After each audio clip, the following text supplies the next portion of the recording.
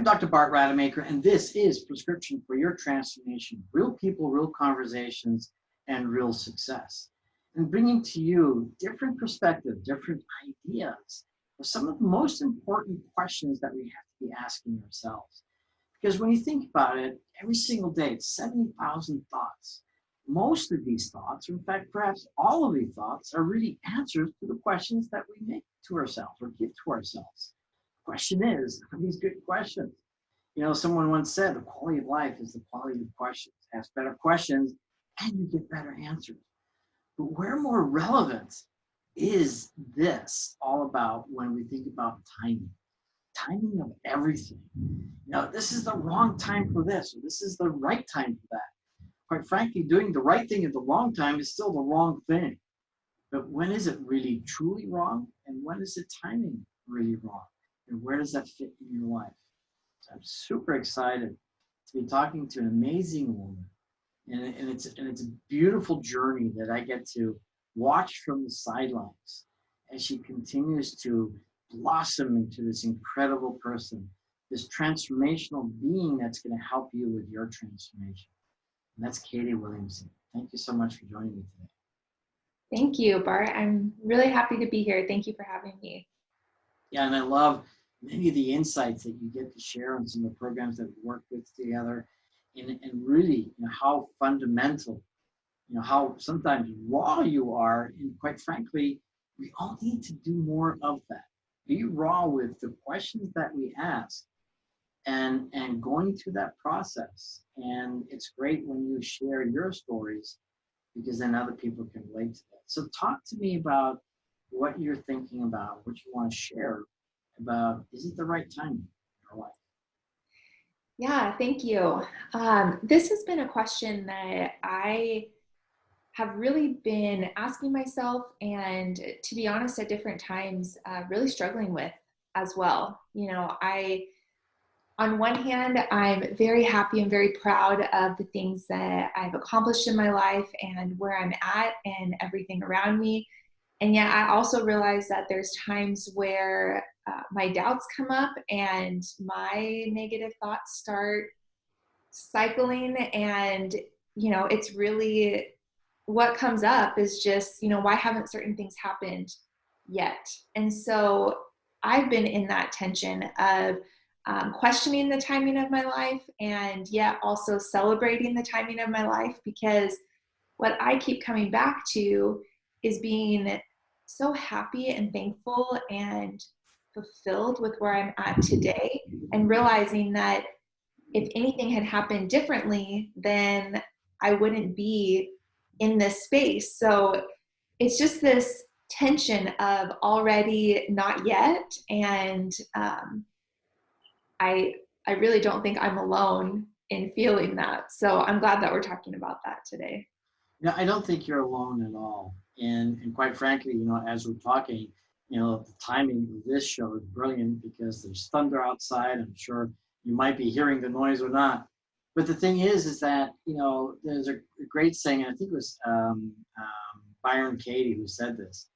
And when I argue with reality, I but lose 100% of the time. And so are we actually arguing with reality? And that's the one question that I have for you, because I think this is a brilliant question, and I've never really ever had a conversation about this. So I'm super excited about this to kind of figure out. So, is it that we're arguing with reality on the one hand, or are we just in denial? Because by the same token, you could actually say, well, it's not my timing. It's not my time. The timing is not right. I mean, is that really true? I mean, are we trying to give ourselves an excuse for perhaps not doing what it is that we need to do, but also coming to terms with the fact, as you just said, not quite yet. Right. Well, I wish I had an answer that we could just tie it up in a pretty bow. But what I found for myself, and why this has become such a theme of trusting the timing, is because, one of the things that I've noticed as I've looked back over the last 8 to 10 years, just trying to discover my own purpose and building my career and going down my career path, is that part of that anxiety that's come up is from having other people question the decisions that I've made, the where I'm at, and also on both sides. So also questioning, why are you choosing this path? Why are you choosing to continue doing something that you're not passionate about? And I've wrestled with that and thought, well, maybe if I was just smarter or, more, I don't know, got out there, or if I had more faith or whatever, and I'm putting all these limitations on myself. And I've really had to step back and realize that I've made choices in my life for a reason that are right for me. And so, yeah, it might be that I'm holding myself back in some areas. But at the same time, I can also see how this time and this path has served me. So which one is it? I think it can be both. And that doesn't disqualify one or the other. So it's kind of this, I'm coming to this place of this acceptance that's partnered with hard work and persistence and consistency. And in the middle of that, both of those working together points to this trust that if I keep showing up and I keep doing the work, then what's going to happen, or what's supposed to happen, is going to happen when it's supposed to happen. And I don't know, that's it. It's interesting because, I think too often, I believe, too often we oversimplify reality. And what I love about listening to you now is how complex and convoluted you're actually making this experience for yourself to find out what the real truth is. Because ultimately the truth is very simple, but getting there, that's the tough part. And that's the tough part that many people are not willing to undertake. For us, one of the most underutilized assets that we have is performing what's called the deep work. And I think Cal Newport brought that up. And most people aren't examining their lives the way that you're sharing with us because they're frightened. They're frightened of the unknown. But here's the other part that I want to share. And so I want to compliment you for doing that and expressing it to us as a reminder. It says, hey, you know what? It is complicated and it's okay. And at some point, we will have the answer. But well, if I can interject just a story here, because it is complicated, and yet, like you said, it's also very simple. So I train jiu-jitsu, and about a few months ago, I decided to start going to a fundamentals class because I was just feeling like I was kind of behind and missing simple stuff. And so I started going to this fundamentals class. And especially as I've gotten more comfortable with the instructor, I just have question after question after question. And to me, it's like, hey, we kind of have fun with it. And like last class, he was like, no questions, like there's no more. And I'll wait for an appropriate time, but still. And we ended up working on some things on Saturday after class. And, I just had to laugh because he was like, Katie, why can't you just listen to what I'm teaching and then do it and it will work? Like you have all these questions about it. It's not that complicated. And I'm like, I know, but if you're willing to stick with me, once I get all of the steps and it clicks into place, then I know this is going to be a pass or a move or whatever that I hit every single time. Like, it's just, I'm going to get it. But I have to work through it and make it overly complicated. Or I do make it overly complicated. I don't have to. And so anyways. But is that okay, right? I mean, everybody, I know we're going to have wonderful conversations and we're reserving some things for later on. But, are we abiding by, the cultural norms, standards imposed, externally upon us? Or can we just be ourselves and say, hey, you know what?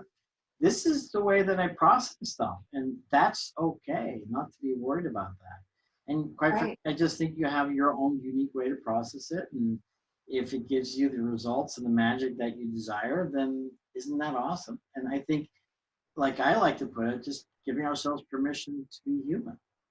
Exactly. And the beautiful thing in that is that as I've been willing to show up as myself and not minimize that part of me, so not repress the questions that I have or think that I have to do it all on my own, but I just show up and I ask and communicate like, hey, this is how I am. So if you want to work with me, great. If not, then okay.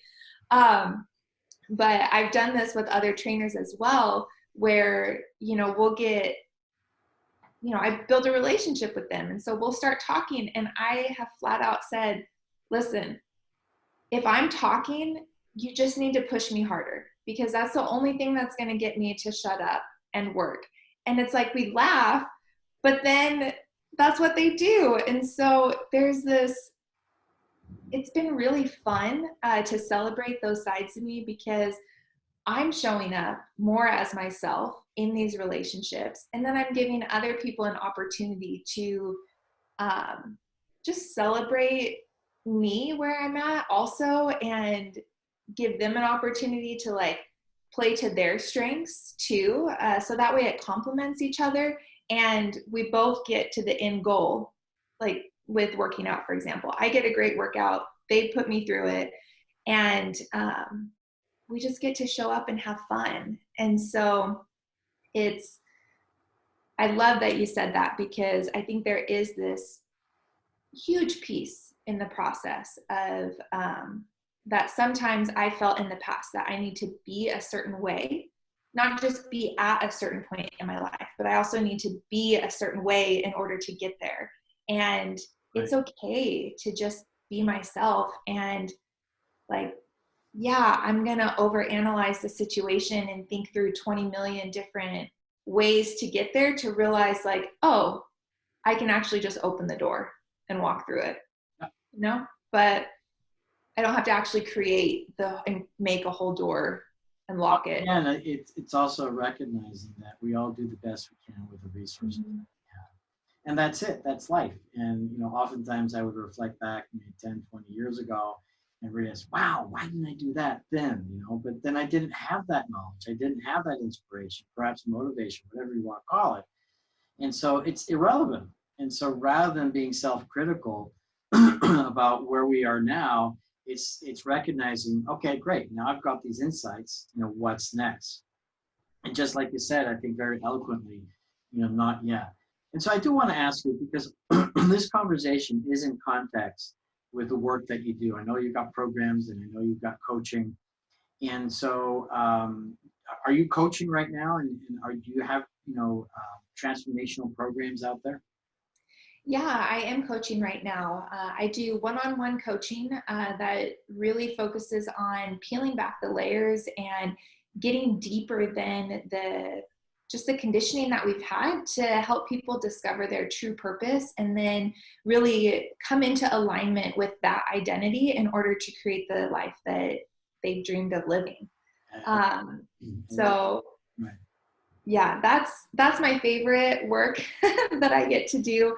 And then I also have an 8-week program called Heart of a Warrior that digs deeper into just the skills to bring yourself into alignment and really understand who you are, who you were created to be, why you were created and what your purpose is, and then how to live that out. Yeah, and I'm super excited to be exploring with you several key things that we need to have in our life, and that's purpose and being that warrior. So one question is, how do people find you? So you can find me through my website, www.katiewilliamsoncoaching.com, or on Instagram at legit Katie Williamson.